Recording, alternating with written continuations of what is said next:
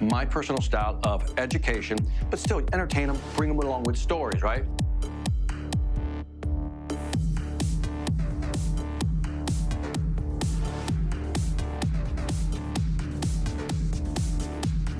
All right, come on. While you're standing, put some of this into it. Come on. All right. All right.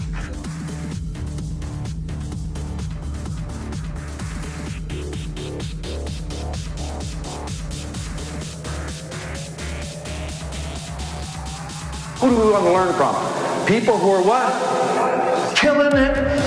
If you're a real man, what do you do? I'm not the only one.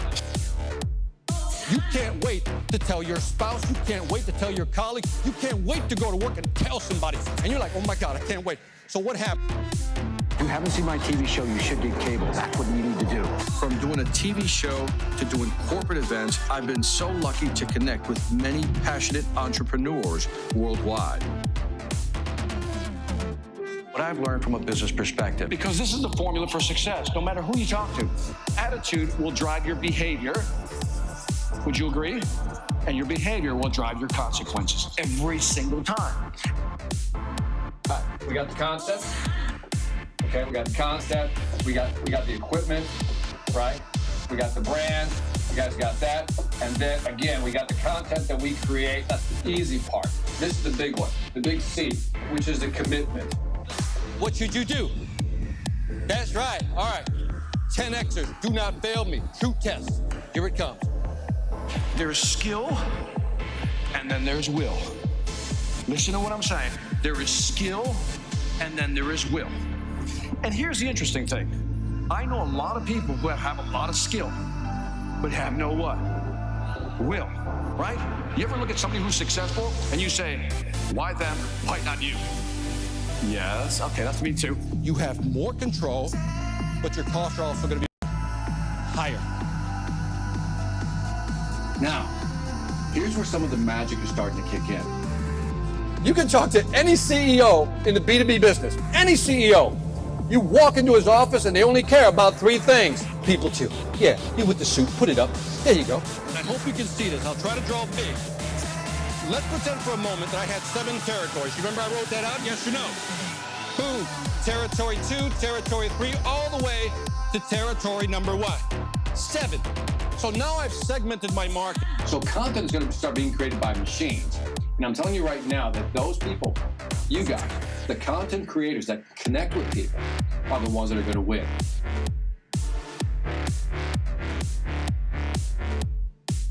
Some people think, well, it won't work for my industry. Really? It'll work for any industry. Trust me. The majority of the time when we're looking to fix something, repair something, or learn something, where do we go? YouTube. We don't even want to read anymore. We go to YouTube. Tell me if I'm wrong. Tell me if I'm wrong. Why don't I fire you and your sales team? When you're doing your thing, beautiful things begin to happen. It's like the law of attraction kicks in. You know what I mean? It's almost like you're in line with the universe. Everything works. And when you do your thing, everybody gets an automatic MBA, which stands for what? Mega Bank Account Money. Are you with me? So we don't want to do a thing. We want to do a what? Beautiful.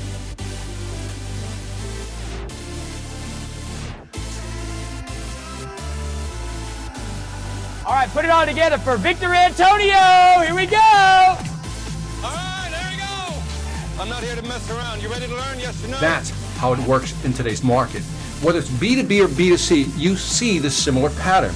Managers, how do you just, in other words, say you've got to start doing these things, pushing them, but also encouraging them. Oh, look at this. This is where it gets, dude, this is like so interactive with audiences, man. Can you imagine this with your customers? Check this out. Now, what does all this have to do with selling? It has everything to do with selling.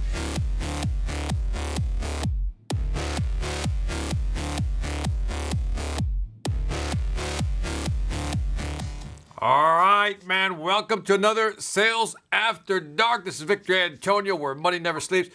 Hope you're digging the new intro, man. My man Chris Stone, check him out on the chat. He did that for me. He's awesome, man. I think it came out pretty. I think TJ said it was lit, dope, lit. It was excellent, man. So Chris Stone, thank you very much.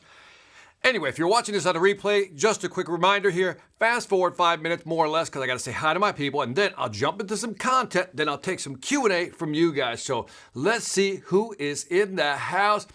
Inkle John never fails me, man. Greetings, everyone. Inkle, what's happening? Edwina, what's happening? Hello from Egypt. Yusuf, glad you're here. Kamla Sawant from India. I know it's early over there.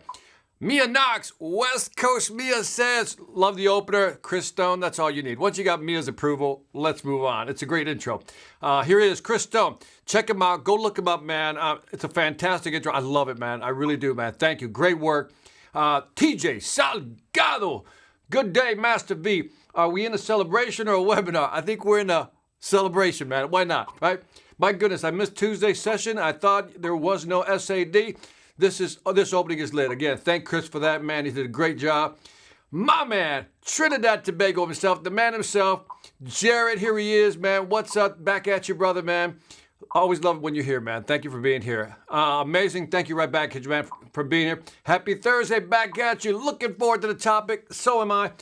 Ooh, this is going to be a good one, man. This is going to be a good one. Like I said, I'm coming at you at a different angle on this one. It's not what you think it is, and I think you're going to like it. So, Michael says, awesome, Vic. Hey, Michael, thank you for being here, man. Chris says, man, there's a lot of people coming out. That was great intro, man. Again, Chris Stone did a great job. Check him out. Good morning, B. All right, watching from Cebu, Philippines. Love it, man. By the way, got the expansion sale in the mail today. Let me know what you think, Silva. I'm telling you, there's so much tactical content in that book that I definitely want your feedback. I want your honest opinion, though. I don't want you to give me the, yeah, it was great. Tell me what you got out of it once you read it, okay? So I'm looking forward to hearing some of your feedback. Michael says, I'm here, bro, man. Thank you, man. I'm here for you also. Checking in from Boston, Luigi Giovanetti, man. We got Joel, man. How you doing, man?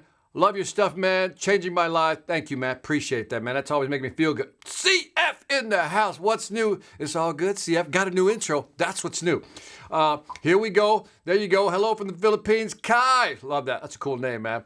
Nice intro. Thank you, Anthony. George David Sr. Excited with your new topic. George, I miss you. Where you been, brother? Hey, Victor. First time listening live. Why now? But I'm glad you're here, man. Thank you. Again, we're going to jump into content, and then we're going to move on. Let me see who we got. Best MC. Thank you, man. I really appreciate that, man. Greetings from Massachusetts, the big mess. Frank, it's been a while, brother. It's been a while, man. So, Tarun, there he is, man. Good morning. Great intro video. Thank you, man. Again, Chris Stone, big shout out. Morning, everyone. Greetings from Singapore. Woohoo. Aaron Chow in the house. Joel Sardinas.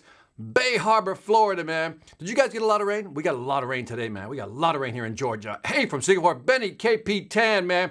The UAE is represented in the house. Where to go, man? Ramon Betances from Rhode Island, man. Good to see you again, Jonathan. Thank you, brother, man. Jose, man. Hello, man. Glad you're here, man. This is Tassimi Lori. I'm a huge fan from Paris. Montpellier. I love it, man. I've yet to go there. My wife and daughter went there, but I've never made it over there. So one day, brother, one day. Hello again from Jacksonville, Florida, man, which is also part of Georgia, we say. All right, so Kansas City's in the house. Brandon, man, glad to have you back. My man, right back at you. Pete, what's happening, Pete? By the way, thank you for that reference/recommendation, Pete. That was very cool of you, man. That's very cool of you, man. Thank you. I bought your Udemy course. Yeah, that's a good course, man. It's a great course. They've been asking me to put more stuff on there, but I just shifted everything over to the Sales Velocity Academy. It's a better deal. Check it out. Anyway, so glad you got the course, man. Udemy is I think it's Udemy, right? The way you pronounce it. I love it. Greetings, Gator from Las Vegas, man. I knew you had to be here, man. Watching from Miami, Florida. Used to live there near Miami Gardens, man. Gonna be a good night, Steve Kerr. Anthony's in the house also. Man, got a lot of people jumping on Conklin. TJ says, enjoyed your last episode using AI tools for outreach. Super helpful. I was supposed to do one this past Tuesday, and I got, I guess things mixed up a little bit. But the one I got for next Tuesday, Anthony, the one I got for next Tuesday, for Tech Tuesday, this little AI app is going to blow your mind and save you time. And by the way, you can afford it and you can use it. So anyway, it's coming your way, man. By the way, I think we have to thank you for standing in front of us for an hour while we are slumping in our couch. Got to be standing up as well. That's cool, man. Thank you, brother. Appreciate it. You're empathizing with me. That's powerful selling right there. I feel you, Victor. I feel you. Mate from Australia, Jada, what's happening? All right, so we got Jimmy. Hey, Victor, greetings from New York. Always look forward to a great show, man. Thank you, brother, for being here. Michael Bonet, one of the great salesmen from the Grant Cardone office in the house. Keep crushing it. 10X, baby. Hey, did you see that, Mike? Let Grant know. I stuck a clip in there and Jarrett in the actual intro from the 10X. You guys were awesome, man. So I hope, by the way, I should be hearing from Jarrett soon, man. I won't ruin the surprise, but I should be hearing from him soon, man. So thank you, Michael, for coming in. George, cold calling is not obsolete, still effective. Not going to get an argument from me. In fact, ask Michael Bonet. He'll tell you the same thing. Yeah, of course, man. You got to call. Just finished one of the courses, Sales Velocity Academy. Guys, do the subscription if you yet to do so. There it is, man. And by the way, we've partnered with, Michael knows this, Bonet. We've partnered with 10X with Grant Cardone. So, whether you buy from me or you go through the Grant Cardone 10X program, the Grant Cardone University, doesn't matter. It's the same content where our platforms are connected. So, again, I just highlight that because I've been working with them and great support on that side, man. So, thank you. Sergio Alvarez, what's up, Victor? Phoenix, Arizona, in the house. I got to get started here, man. There's a lot of people coming in. Hello from Kuwait. Edwin. Like I said, been there once, man. I had a great time. Edmonton says hi. Hey, great. Thank you, man. TJ, you back? Too bad, got to run early. I don't want to miss this one. And you can watch it on the replay. All right, I'm going to let Juca's in the house, man. Got to say, got Ola from Colombia. Saludos, hermano. And Juca, let me see. We got LinkedIn folks jumping in. All right, I got to get off of this. I'll come back to some of these comments. If I didn't get your comment, don't take it personal. I just got to get going because I try to do the first 5 minutes, hellos. Now let's get into some content. So, I'm going to set this up. So, I'm going to start out at a very unusual point today for this, but I swear to you, I'm going to give you a different way of looking at a presentation, okay? Something beyond the obvious, okay? So, because, again, you know how I like real content, stuff that you can actually use, but it's different. So, let's begin with cravings, drives, right? Now, let's just start out. Now, again, it's an unusual starting point, but just hang in there, man. This is going to get really interesting very quickly. So, you know that when you're hungry, that's a human drive, right? That's a human drive. When you're hungry, you're hungry. And when you're hungry, you're going to what? You're going to eat. And then you are satisfied. We all agree with that. Hungry, eat, satisfied. A human drive, that's in us, right? We also seek safety, right? That's who we are. As human animals, we seek safety. So what we'll search for is security. This is what we're always looking for. Security. And then we're satisfied. Once we feel secure, we're satisfied, right? Now, hang in there. Let me get this comment out of here. Sorry about that. Hold on. Let me get that going out of the way. Then, so we got hunger, we got safety, then we got to bring it up. I want to put this one in red. This one makes sense. Then we have lust, right? Don't worry. I'm going to keep it G-rated, okay? Lust. So then we have stuff happens, and then we're what? We're satisfied, right? Human drives, right? These are human drives. These are things that move us in a certain direction. What does this have to do with selling? I'm getting there. Now, understanding drives, things that push us forward, things that move us, right? If we're hungry, we're going to eat. If we feel like being with somebody, we're going to move in that direction, right? If we want safety, security, we go make more money, we feel more safe, we feel more secure. So there's certain drives that are automatic. And so I highlight that because I was reading this paper by a gentleman in 1994. His name is George Lowenstein, wrote a research paper called The Psychology of Curiosity. And in there, he talks about, now, by the way, he's a behavioral economist, right? And he's over at Carnegie Mellon, and he studies drives, what motivates people to seek more. And so he started studying the psychology of curiosity. Now, by the way, I've put the link to the papers and at least 2 reference papers in the descriptions below. So you should be able to find them, especially if you're on YouTube. I know they're there. So check them out later on. So again, I'm giving you references. So in this paper, The Psychology of Curiosity, he wanted to understand what drives people to want more content, want more information, to want to learn more. This was the psychology of curiosity. And then he came up with an interesting phrase. And I want to highlight this because, again, part of my thing is like, I want to give you stuff that you can really take away with you. He came up with something called the gap theory. Now, we're going to take it from theory to practical, okay? We're going to take it from theory to practical. But the gap theory basically says this. If you have a certain amount of knowledge, right, and you think you know enough, like say you're in sales and you know enough sales, then somebody shows you something or tells you about something, and then all of a sudden you realize you don't know as much as you thought you knew. Now, because you understand that there's a gap there, this is where the gap theory comes in, you want to learn more. It's almost like a craving. When you can pique somebody's curiosity, this is what the gap theory is all about. When you can pique somebody's curiosity, it propels them. Much like all our physical and emotional drives, it propels people to want to learn more. See, this answers the question is, why is it that certain people just want to just be better? It's because they realize there's a gap in their knowledge. This is where the successful people really win. The best people in the market, whatever business they're in, doesn't matter, whatever field they're in.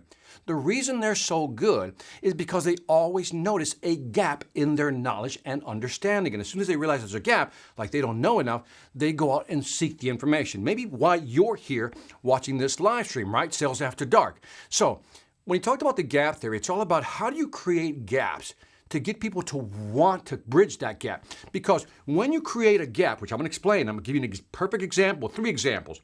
When you create a gap in somebody's understanding, in other words, they realize they don't know as much as they thought they knew, now they want to learn from you. It's almost like you create brain pain, or somebody says it's like you create an itch that has to be scratched. If it's brain pain, they have to alleviate that pain. In other words, when you pique their curiosity, they need to know more. Let me ask you a question. And I want you to answer this within the chat. Why do you ask questions during a sales call or sales conversation? Put it down. Why do you ask a call? Why do you ask a question? Just write it down. Give me 1-word answer, 2-word answers. Why do you ask questions in a sales conversation? In a sales conversation, why do you ask? I'll scroll down to the bottom. Let me know. Why do you ask questions? What's the purpose of asking questions? Give me the basics. Come on, give me the basics. What are the basics of asking questions? Curiosity. Brian, go with the easy, the layup, right? Clarity, right? Beautiful word, right? Clarity. They want clarity. What else we got? We want more information, right? That's why we ask clarity. Knowledge is power. We want more information to learn more about the customer, right? Again, all this is about what? Knowledge, right? And then, what is it? What else we got? Understand. To learn how to attack the sale. You can look at it that way. Find the objections, right? Find where the pain points are. You're looking for all this. I would add that we sometimes use questions, and I think this is a big one, to guide the client, right? Because once you're asking questions, somebody put discovery. Big one. Absolutely. So we ask questions, right? And this is all to what? Seek more information. And the majority is like to take the temperature, seek more information, positioning, uncover gaps, with the easy one there, right? So all these right here, if you think about it, all these different variations are to get more information to understand the customer better. That's typically our focus. That's what we always focus on. What I want to suggest, and you know where because I'm leading you into this conversation, what if we now look at questions as a way, by the way, everything you guys are saying here is absolutely correct, right? Got no problem with it. But now, what if we use questions not to just pull information from the customer, understand their needs, understand their pains, the implications, right? All that stuff. I got that. But what if we use questions to create these gaps in knowledge, right? In other words, to create that brain pain. In other words, to create that curiosity that makes them lean into a conversation. Now, this applies today more so because of virtual selling. So what I am proposing is that when we talk about questions, we can use them for discovery, get some more information. Somebody said clarity. What else? We can guide them with our questions. All those are good. But I want to add the phrase curiosity into this picture now. Why do we ask questions? To create a curiosity, to create that itch that makes them want to learn more. And there's 3 ways of doing this. And again, I'm just categorizing them for you to begin to think about it. And then I'm going to show you how you can apply this within a presentation. So the first type of questions that you want to ask to create an itch, let's say you want to create an itch, you want to ask what is known as the intriguing question, right? Now let's intriguing. I think I got it. Intriguing, right? An intriguing question. Intriguing. Yeah, got it. Intrigue. So in other words, you want to create a question. You want to basically make a question, state a question that makes the customer scratch their head.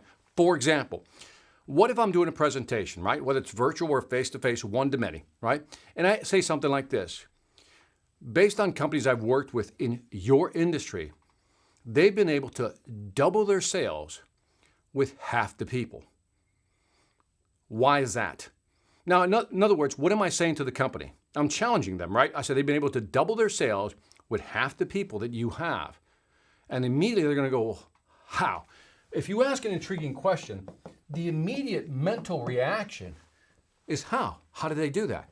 What if I say there's a company much like yours that has half the sales force, half the cost to actually operate the business, and spends no money on marketing, and yet they're outselling you?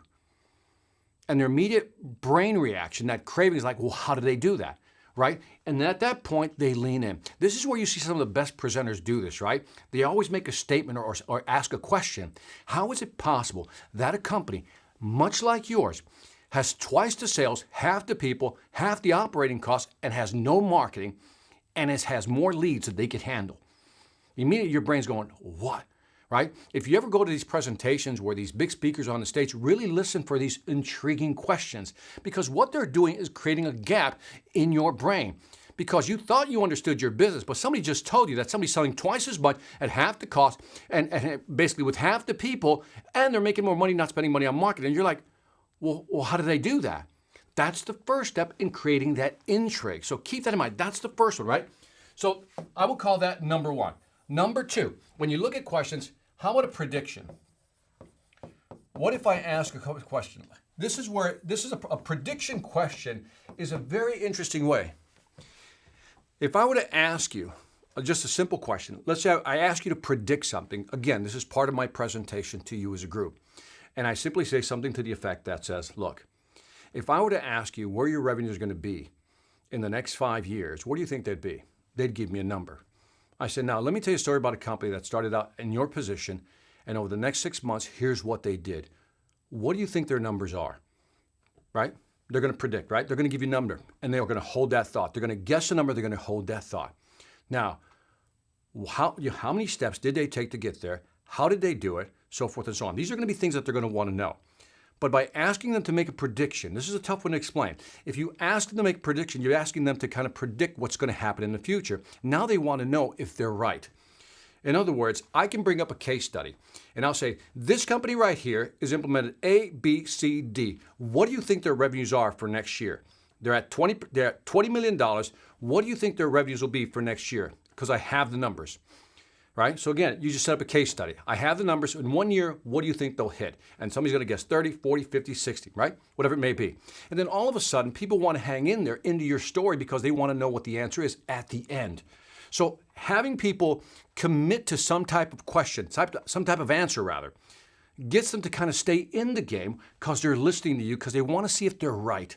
Right? It's almost like when you're watching a movie, right? You ever see a movie and you kind of know where it's going, but you watch the movie anyway because you want to see how it ends. Why? Because you want to see if you predicted that it's going to end the way you thought it was going to end, right? It's no different. If you can set up some type of prediction mechanism, right, in your presentation where you're asking somebody to predict something, to guess what the outcome would be, they're more likely to stay in the actual game. In other words, mentally in your presentation.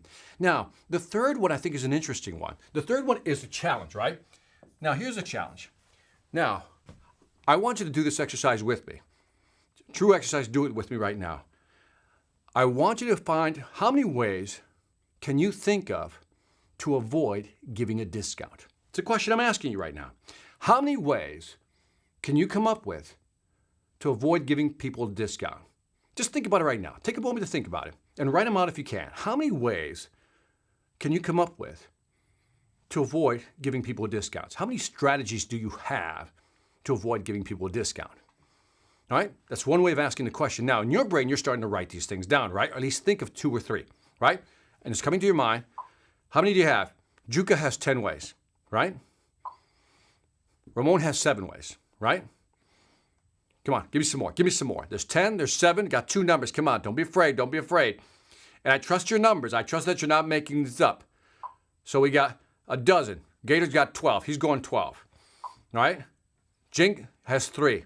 We'll stop right there. So now we got interesting numbers. We got 10, we got 7, we got 12, and we got 3. Now,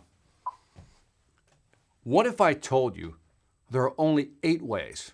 That's it. Only 8 ways to basically fend off and not give a discount. That's it.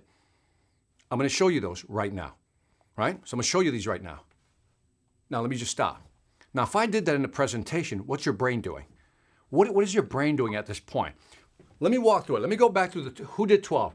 So 12 was, the first one was Juka, right? Juka said 10 ways, right? Ramon said 7. Brian said 12.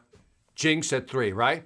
Let me tell you what they're thinking now. If we were in a presentation, in a real life presentation, and by the way, there are only 8. And where could you find those? In the Sales Velocity Academy. But back to my presentation. Right now, here's what's going on. Whoever gave me 10, and I know Gator gave me 12. Juka and Gator gave me 10, 12. Now they're wondering, I said, wait a minute. I think Victor's wrong. What do you mean only 8? Juka's going, I got 2 more, Victor. So now he's like, I think Victor's wrong. Brian is definitely thinking 12. He's definitely going, I don't know, man. We're 50% off. I got 12, you got 8. One of us is wrong, right? That's their mindset right now, if you believe it. Right here, we got Ramon. Ramon is saying, okay, cool. I think I'm just 1 off. So I just need 1 more, right? And I'm there, right? And then right here, we got 3, which is Jing's like, okay, I'm a little short here. I need 5 more. Whatever the mindset is, the audience now has to lean in and figure out. Juka and Brian are going, I want to see if I'm right. I want to prove to Victor I'm right, that I have more ideas than him. That's what they're thinking, right? If they're in the audience, right? Then Ramon is saying, what am I missing? I got 7. Maybe I'm just missing 1. And do they line up? And then Jing is saying, where are the other 5? What are the other 5? He's leaning in. So they're all leaning in for different reasons. But all I did was introduce the number 8 ways of basically avoiding a discount, right? And so when you get people to commit to a number, like I did you, right? In other words, now you're comparing and you're going to wait to the end of the story. You're going to wait to the end of the presentation to see who's right. So Juka and Brian are thinking, I think I'm right. Victor's, I don't think he knows what he's talking about. Let's see what he's got. And then I'll tell him what he's missed. That's what they're thinking. Everybody else is thinking, let's see what I'm missing. So either way, I've pulled them into my conversation mentally. So again, there's 3 ways of doing it. One is I can ask an intriguing, I can make an, statement or question. I can say something like this. Companies in your sector have twice the sales, half the people, so forth and so on, right? Or I can ask you to make a prediction. What do you think your sales are going to be next year? Because the average in the market is about 25 to 30%. What's your number? Now they got to give me a number, right? And it's either got to be above or below that. Never at, usually. And whatever the number is, we're going to have a discussion, but they've just made a prediction. Now they want to see how that prediction is going to roll out. The last one is more of a challenge, right? This one right here is a challenge because I'm saying, I have 8, what do you got? And now they're leaning in because they want to compare. And it's almost like a competition people want to win. Keep that in mind.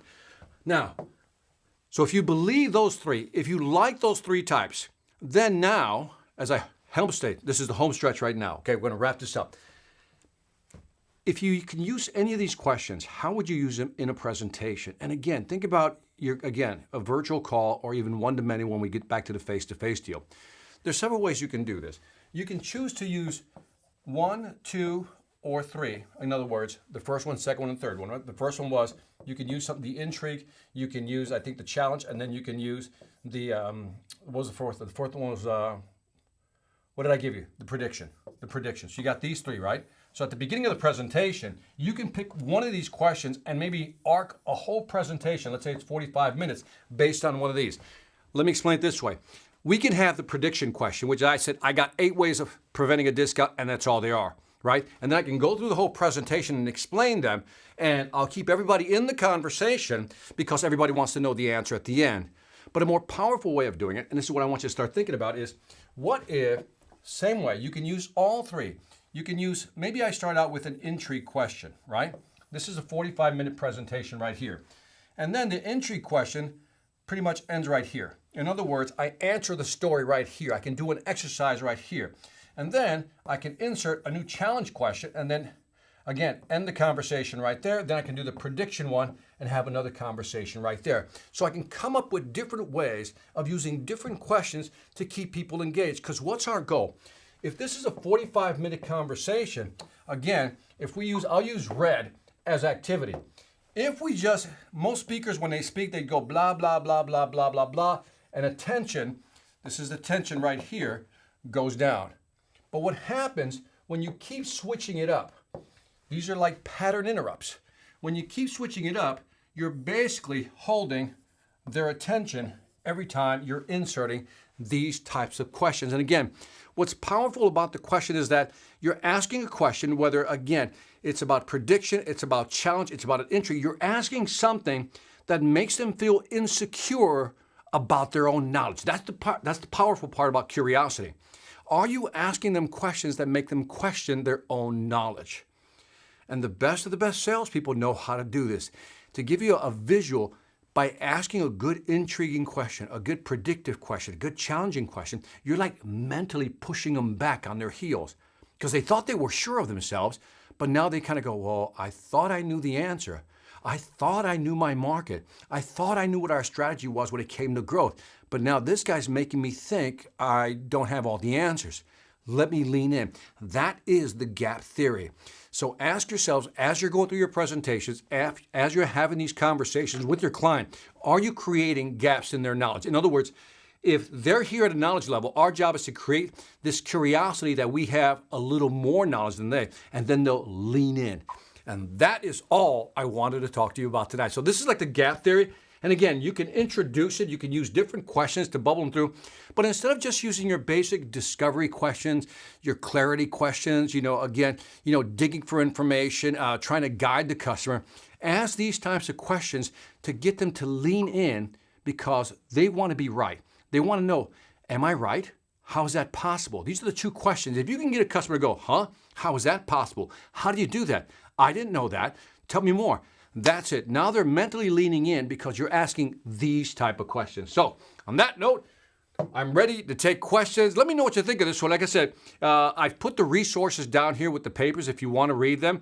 I think from an application standpoint, you should look at the questions that you're asking. And beyond just, again, everybody does discovery, the implication, information questions, the guiding questions. But how many curiosity questions do you have that you create this gap between what you know and what the customer knows? In other words, the customer realizes, Victor knows more than I do. Let me listen in. That's what people are looking for today. Keep in mind that in a world where all products and services are almost the same, you, the salesperson, as I've always said, are the differentiator. If you're the differentiator, then the question then becomes is how do you position yourself to be that person people look towards for the answers when you're talking to a customer? By asking great questions. What type of great questions? Discovery, again, information, guiding questions. But now I want to add to your toolkit curiosity questions.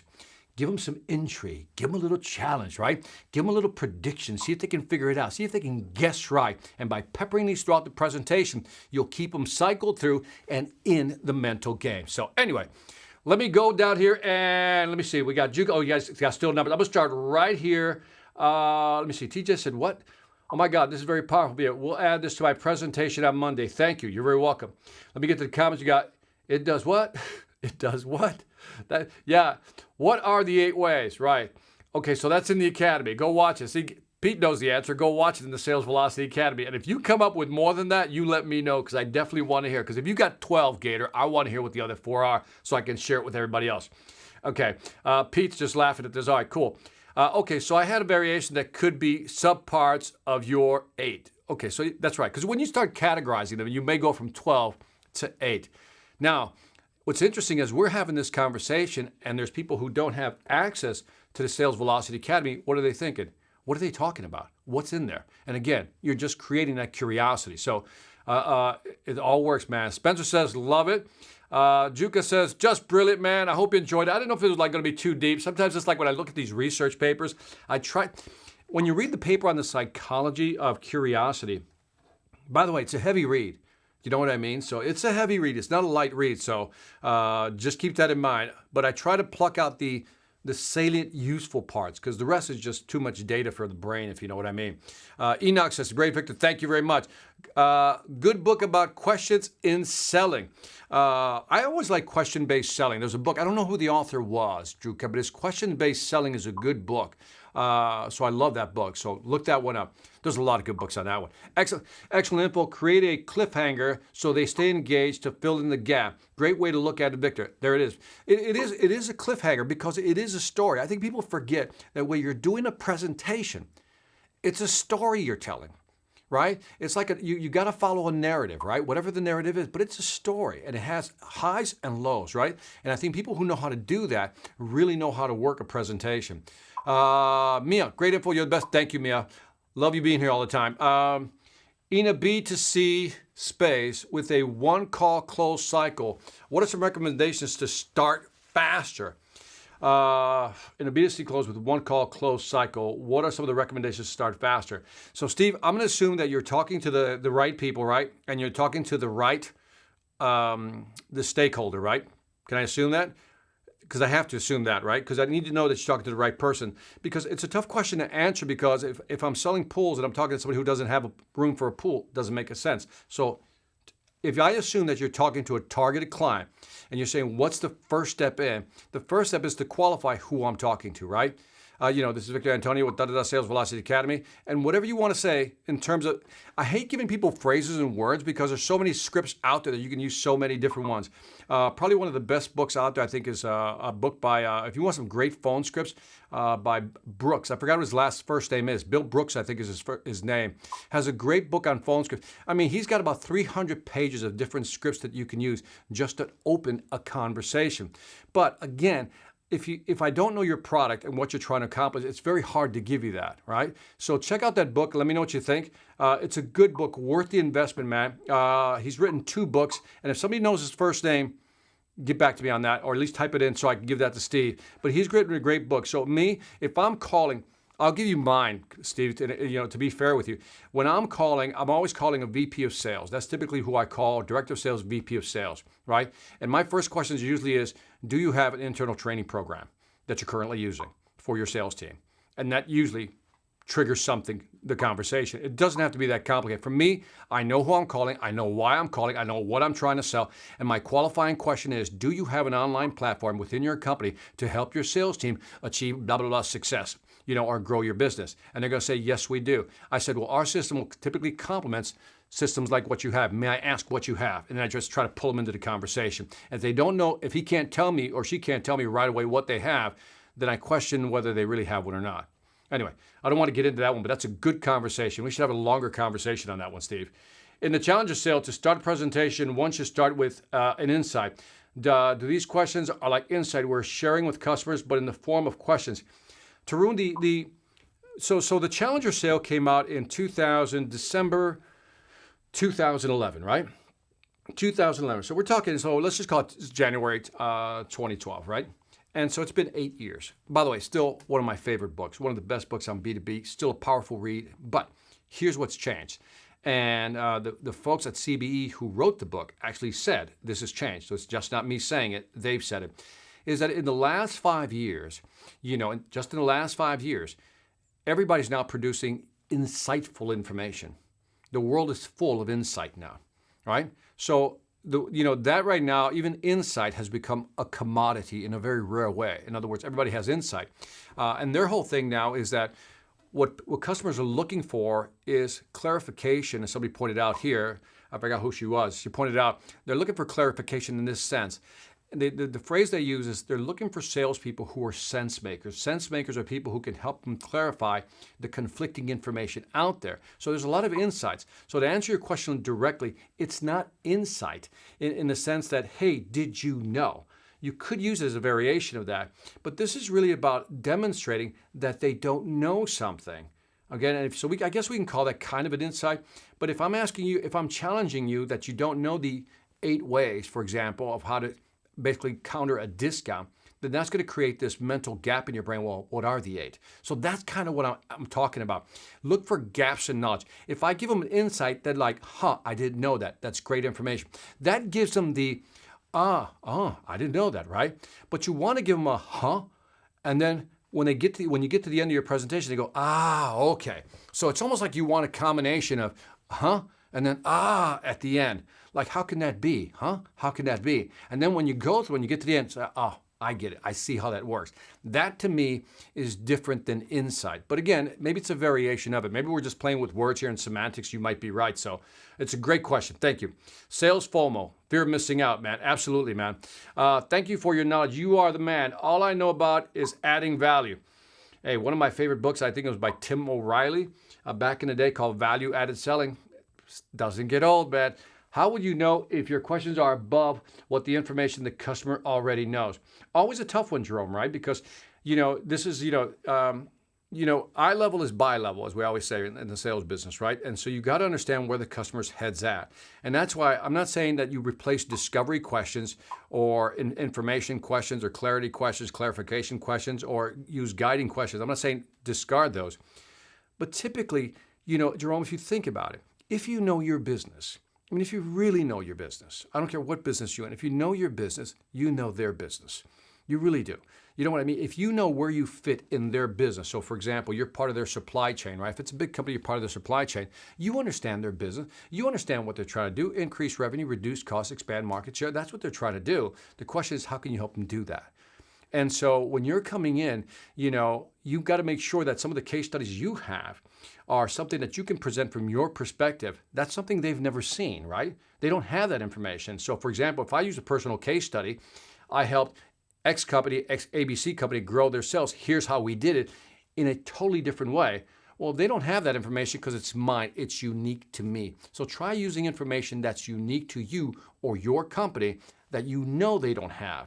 But your point is well taken. I guess the sub part of that is don't tell them what they already know, because that doesn't position you as an expert. And on that, you're absolutely right, man. You're absolutely right, man. All right. Great points, man, about curiosity question. Is it advisable to bring up any key points, objectives you want to discuss at the start of the presentation, or just bring it up point by point using the curiosity question? It depends. You have to really plan this out. So if I know that I want to lead them down the path, because that's kind of what I'm doing. I'm leading them down the path. I'm shifting their perspectives by giving them an intriguing question of some sort, right? Like the prediction question. When you ask somebody a prediction question, you got to put them on the record. Now they got to commit to an answer. It's like when I ask you guys, hey, write that in the chat. I'm asking you to commit to an answer. Now you want to see if you're right. So you can use those strategically throughout your presentation. I'd have to look at your presentation and then figure out where I would insert those. But maybe there's parts in your presentations where you can feel the dip in the energy, right? There's something like, you just lose momentum, and maybe you just need to ask a different type of question, and maybe this is the type. Again, really interesting if you know how to apply it, so be careful. Can be used as great subject lines for outreach as well. I would agree. Great point, man. Very good point. Hey, Aziz from Las Vegas. What's happening?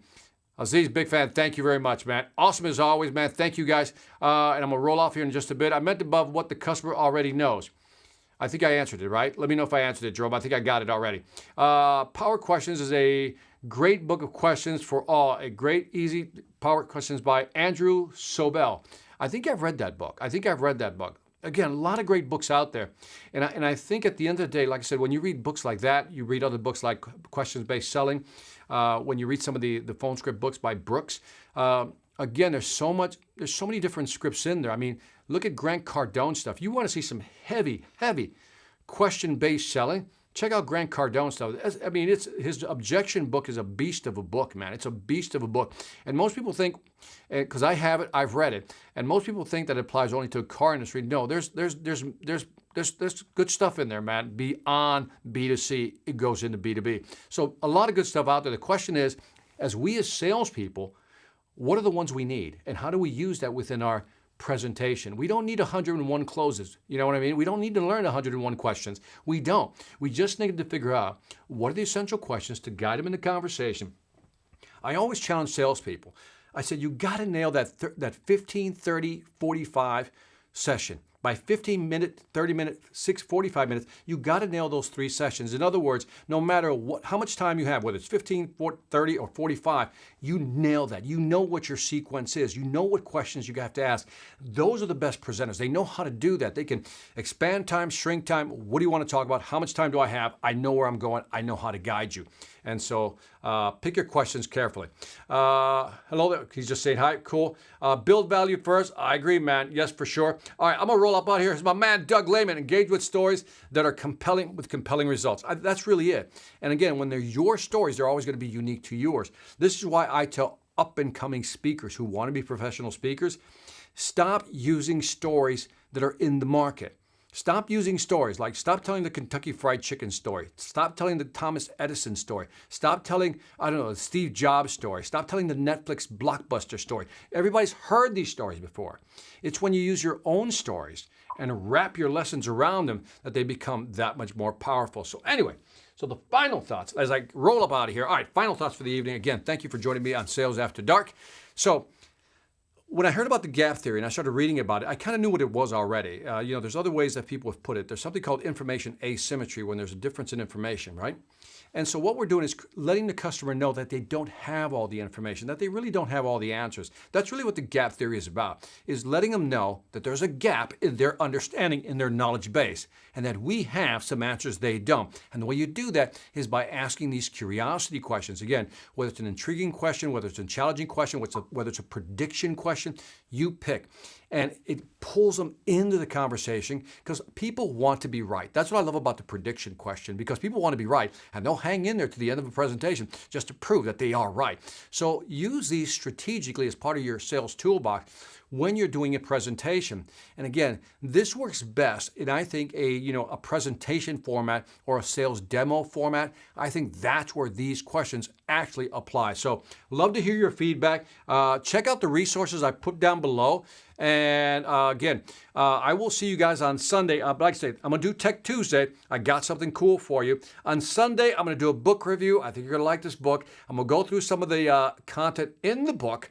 And again, what I'm trying to find, I'm trying to give you the best of the best books I find out there on selling, and then maybe pull out one or two strategies that I think you guys will like. So all you got to do is kick back, relax with your wine, your beer, and just chill. Listen to me, have a good time, and learn a lot. This is Victor Antonio, as always, reminding you, selling ain't hard when you know how. Thank you for joining me. Take care, guys. See ya.